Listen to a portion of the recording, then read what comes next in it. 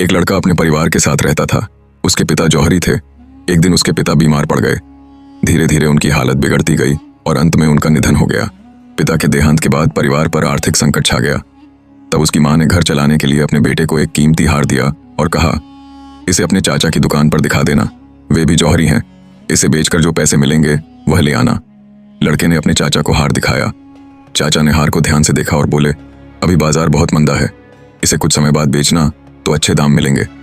तब तक तुम मेरी दुकान पर नौकरी कर लो, मुझे एक भरोसेमंद लड़के की जरूरत है। अगले दिन से लड़का दुकान पर काम सीखने लगा। वहां उसे हीरों और रत्नों की परख सिखाई गई। धीरे धीरे उसके घर की आर्थिक तंगी दूर हो गई।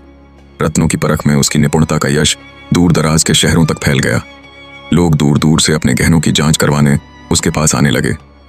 एक दिन चाचा ने उसे बुलाया और कहा, जो हार तुम बेचना चाहते थे उसे अब ले आओ। लड़के ने घर जाकर मां का हार उठाया और गौर से देखा। उसे पता चला कि हार नकली है।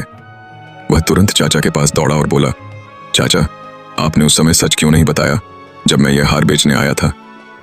चाचा ने मुस्कुराते हुए जवाब दिया, बेटा, अगर मैंने उस वक्त सच बताया होता तो तुम्हें लगता कि संकट की घड़ी में चाचा तुम्हारे कीमती हार को नकली बता रहे हैं। तुम्हें मुझ पर भरोसा नहीं होता।